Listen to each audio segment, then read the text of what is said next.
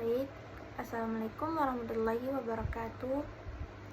Perkenalkan, nama saya Khairatun Najwa dengan NIM 202301010311. Di sini saya akan mempresentasikan proposal dari mata kuliah Metodologi Penelitian Kualitatif dengan judul Kreativitas Manajemen Sarana Prasarana dalam Mengatasi Keterbatasan Fasilitas di MA Asy-Syafi'iyah. Baik, latar belakangnya yaitu manajemen sarana prasarana dapat diartikan sebagai proses kerjasama pendayagunaan semua sarana dan prasarana pendidikan secara efektif dan efisien. Dari definisi tersebut menunjukkan bahwa sarana dan prasarana yang ada harus dijaga, digunakan, dan dikelola untuk kepentingan proses pembelajaran. Pengelolaan sarana dan prasarana tersebut dimaksudkan agar penggunaannya bisa berjalan dengan efektif dan efisien. Manajemen sarana prasarana pendidikan bertugas mengatur dan menjaga sarana dan prasarana pendidikan agar dapat memberikan kontribusi pada proses pendidikan secara optimal dan berarti. Kegiatan pengelolaan ini meliputi kegiatan perencanaan, pengadaan, pengawasan, penyimpanan investasi, dan penghapusan serta penataan. Baik, adapun rumusan masalahnya, yang pertama, bagaimana perencanaan sarana dan prasarana dilakukan oleh manajemen MA Asy-Syafi'iyah dalam menghadapi keterbatasan fasilitas. Rumusan masalah yang kedua yaitu bagaimana pemanfaatan sarana dan prasarana yang terbatas di MA Asy-Syafi'iyah. Baik, selanjutnya yaitu tujuan penelitian. Yang pertama yaitu untuk mengetahui bagaimana perencanaan sarana dan prasarana dilakukan oleh manajemen MA Asy-Syafi'iyah dalam menghadapi keterbatasan fasilitas.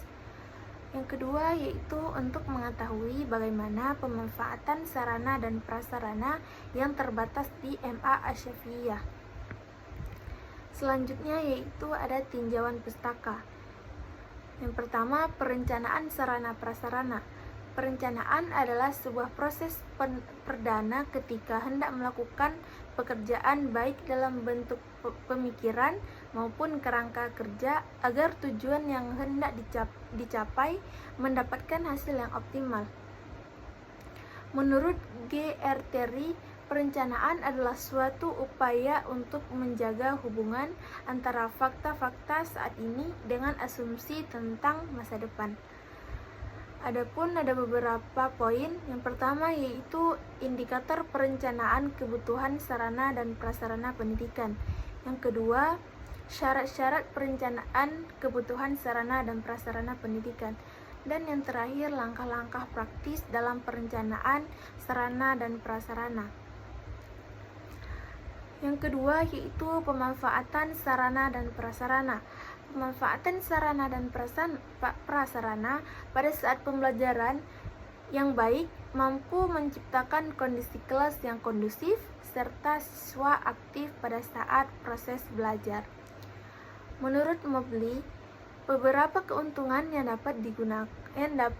didapatkan dengan menerapkan pemeliharaan sebagai penopang strategi perusahaan ada beberapa poin. Yang pertama, mengurangi total biaya pemeliharaan. Yang kedua, memiliki stabilitas proses yang lebih baik. Yang ketiga, memperpanjang usia peralatan dan mesin. Yang keempat, mengoptimalkan jumlah suku cadang. Yang kelima, meningkatkan keselamatan karyawan atau operator. Dan yang terakhir, mengurangi kerusakan lingkungan sekitar. Adapun yang tinjauan pustaka yang ketiga yaitu riset relevan. Penelitian yang dilakukan oleh Rizani Nur Fasya 2021 yang berjudul Kreativitas Guru di Tengah Keterbatasan Sarana dan Prasarana Sekolah. Nah, pada penelitian ini menyoroti peran penting kreativitas guru di tengah keterbatasan sarana dan prasarana pendidikan di Indonesia. Penelitian yang dilakukan oleh Haji Masyhudi Ahmad, MPDI 2013. Hasil penelitian menunjukkan bahwa faktor utama yang menyebabkan keterbatasan tersebut meliputi kondisi sarana penunjang pendidikan yang belum memadai, tidak adanya tahapan penentuan kebutuhan, serta kurang optimalnya perawatan sarana yang ada. Penelitian yang dilakukan Firas Zahira, Taufik Nur Aziz, Nur Rahmat, Ariski Ihsan Pratama pada tahun 2023, hasil penelitian menunjukkan bahwa strategi pengelolaan yang diterapkan berperan penting dalam memastikan sarana dan prasarana berfungsi secara efektif dan efisien. Adapun metode penelitiannya, yaitu jenis penelitian ini adalah jenis penelitian deskriptif kualitatif yang dicirikan oleh representasi tertulis atau lisan dari objek penelitian yang diamati serta interpretasi dari data yang tersedia. Metode penelitian yang kedua yaitu waktu dan tempat penelitian. Penelitian ini dilaksanakan di MA Asyafiyah beralamat di Jalan Pasar Baruga nomor 15, Kecamatan Baruga, Kota Kendari, Sulawesi Tenggara. Teknik pengumpulan data yaitu meliputi 3 proses. Yang pertama yaitu observasi. Observasi merupakan cara atau metode menghimpun keterangan atau data yang dilakukan dengan mengadakan pengamatan dan pencatatan secara sistematis terhadap fenomena yang sedang dijadikan sasaran pengamatan. Dengan demikian, melalui kegiatan observasi dapat diperoleh gambaran yang lebih jelas tentang kehidupan sosial yang sukar diperoleh dengan menggunakan metode lain. Observasi sangat diperlukan jika observasi belum memiliki banyak keterangan tentang masalah yang diselidikinya. Proses yang kedua yaitu wawancara. Wawancara sebagai pertemuan dua orang untuk bertukar informasi dan ide melalui tanya jawab, sehingga hasil dari wawancara dapat diolah dan dikonstruksikan dalam suatu topik tertentu. Wawancara dapat dilakukan dalam tahap awal penelitian dan dilanjutkan dengan wawancara penelitian yang lebih mendalam. Adapun proses yang ketiga yaitu dokumentasi. Dokumentasi secara umum dapat disimak dari pemakaian kata tersebut dalam kehidupan sehari-hari. Misalnya dalam setiap kepanitiaan hampir selalu ada seksi dokumentasi. Biasanya pengertian seksi ini hanya terbatas fakta tugas untuk mengambil foto-foto kegiatan kepanitiaan tersebut, walaupun sebenarnya harus lebih dari itu. Baik, selanjutnya yaitu pengujian keabsahan data penelitian. Dalam penelitian kualitatif, temuan atau data dianggap valid jika tidak terdapat perbedaan antara apa yang dilaporkan oleh peneliti dengan apa yang sebenarnya berlangsung pada objek yang dianalisis. Adapun peneliti dalam membangun fenomena yang terlihat dan juga terbentuk dalam diri seseorang sebagai akibat dari proses kognitif setiap individu dengan latar belakangnya. Yang pertama yaitu harus sejalan dengan studi dokumen dan observasi. Studi dokumen dan observasi berfungsi secara bersamaan sebagai dua metode pengumpulan data yang saling mendukung untuk menghasilkan gambaran yang lebih menyeluruh dan valid. Yang kedua yaitu sejalan dengan studi waktu. Sejalan dengan studi waktu berarti bahwa pelaksanaan penelitian dilakukan dengan mempertimbangkan durasi dan rentang waktu tertentu yang memungkinkan peneliti untuk mengumpulkan data secara mendalam dan menyeluruh. Yang ketiga yaitu informasi dari informan. Data yang diperoleh dari informan adalah informasi atau keterangan yang didapat secara langsung dari individu yang menjadi sumber utama dalam penelitian tersebut. Yang keempat yaitu member check. Member check merupakan suatu langkah dalam penelitian kualitatif di mana peneliti mengembalikan hasil temuan atau data yang telah diperoleh kepada informan atau peserta penelitian untuk memperoleh konfirmasi, klarifikasi, dan validasi. Yang kelima yaitu perpanjangan pengamatan. Perpanjangan observasi merupakan teknik di mana peneliti menghabiskan waktu yang lama di lapangan untuk melakukan pengamatan secara mendetail terhadap objek atau fenomena yang sedang diteliti dengan memperpanjang waktu pengamat. Selanjutnya, pengulangan membaca. Pengulangan membaca merupakan langkah di mana peneliti terus-menerus membaca data yang telah diperoleh, seperti transkrip wawancara, catatan lapangan, atau dokumen, agar dapat memahami isi dan makna secara lebih mendalam. Berdasarkan hasil wawancara mendalam dengan kepala sekolah dan sejumlah guru, terungkap bahwa jumlah ruang kelas yang ada pada saat ini memadai untuk menampung seluruh siswa. Hal ini menunjukkan bahwa madrasah ini telah melakukan perencanaan yang baik dalam menyediakan sarana pendidikan, sehingga proses belajar mengajar dapat berlangsung secara optimal. Yang kedua yaitu manajemen sarana dan prasarana.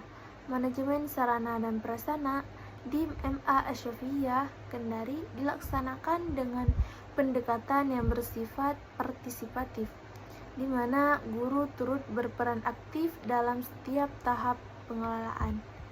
Yang ketiga yaitu kreativitas manajemen sarana dan prasarana dalam mengatasi keterbatasan fasilitas. Hasil penelitian menunjukkan bahwa fasilitas yang tersedia di MA Asy-Syafiyah Kendari masih terbatas dalam hal sarana dan prasarana. Meskipun demikian, pihak manajemen sekolah telah berupaya untuk mengatasi keterbatasan ini dengan berbagai inovasi dan kreasi yang kreatif.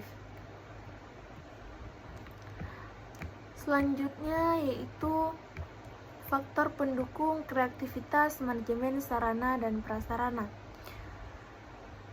Terdapat beberapa faktor yang mendukung kreativitas manajemen sarana dan prasarana di MA Asy-Syafiyah Kendari. Faktor utama yang mendukung adalah adanya kerjasama yang baik antara kepala madrasah, wakil kepala madrasah, guru, tenaga kependidikan, serta peserta didik dalam menjaga dan memanfaatkan fasilitas yang tersedia. Faktor pendukung lainnya seperti adanya kerjasama dengan pihak luar yang membantu sekolah dalam memenuhi kebutuhan pelajaran tertentu. Poin selanjutnya yaitu faktor penghambat kreativitas manajemen sarana dan prasarana. Di samping faktor pendukung, terdapat beberapa faktor penghambat dalam pengelolaan sarana dan prasarana di MA Asy-Syafiyah Kendari. Salah satu kendala utama yang dihadapi oleh keterbatasan anggaran yang dimiliki sekolah, sehingga pengadaan fasilitas baru belum dapat dilakukan secara optimal. Selain keterbatasan dana, perkembangan teknologi pendidikan yang semakin pesat juga menjadi tantangan tersendiri bagi sekolah. Kebutuhan akan fasilitas berbasis teknologi memerlukan biaya yang cukup besar sehingga sekolah harus melakukan prioritas terhadap kebutuhan yang mendesak. Dampak kreativitas manajemen sarana dan prasarana terhadap proses pembelajaran. Kreativitas manajemen sarana dan prasarana yang diterapkan di MA Asy-Syafiyah Kendari memberikan dampak yang positif terhadap proses pembelajaran. Kreativitas yang dilakukan oleh pihak sekolah juga memberikan motivasi kepada guru dan peserta didik untuk lebih aktif dan inovatif dalam proses pembelajaran. Hasil penelitian Adapun hasil penelitian yaitu perencanaan sarana dan prasarana dilakukan oleh manajemen MA Asy-Syafi'iyah dalam menghadapi keterbatasan fasilitas. Perencanaan ini sesuai dengan teori G.R. Terry yang mengatakan bahwa perencanaan adalah proses menetapkan tindakan untuk masa depan yang berdasarkan fakta-fakta saat ini. Hal ini juga dikuatkan oleh Sondang P. Siagian yang menekankan pentingnya fleksibilitas dan reliabilitas dalam menyusun perencanaan. MA Asy-Syafi'iyah merancang perencanaan berdasarkan sumber daya yang ada, bukan sekedar idealisme. Yang kedua yaitu pemanfaatan sarana dan prasarana yang terbatas di MA Asy-Syafi'iyah. Strategi pemanfaatan ini juga mempresentasikan bentuk inovasi dan kepemimpinan yang transformatif.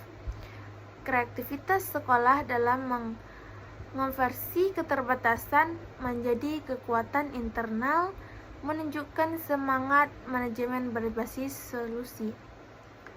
Kreativitas di tengah keterbatasan adalah mutu utama dalam menjaga keberlangsungan pendidikan yang berkualitas. Adapun kesimpulannya yaitu perencanaan dilakukan secara partisipatif dengan melibatkan guru dan tenaga pendidik serta diarahkan pada upaya memaksimalkan sumber daya yang ada dan yang tersedia. Strategi-strategi inovatif diterapkan seperti mengganti perpustakaan dengan taman baca, menjadikan aula sebagai tempat ibadah, memanfaatkan ruang kelas untuk kegiatan OSIS, serta menjalin kerjasama dengan pihak eksternal seperti Universitas Halu Oleo untuk praktik laboratorium. Pendekatan pemanfaatan ini menunjukkan penerapan prinsip efektivitas dan efisiensi dalam manajemen pendidikan, serta kesadaran akan pentingnya pengelolaan yang inovatif dan berkelanjutan di tengah keterbatasan. Mungkin itu saja yang dapat saya sampaikan. Lebih dan kurang mohon maaf.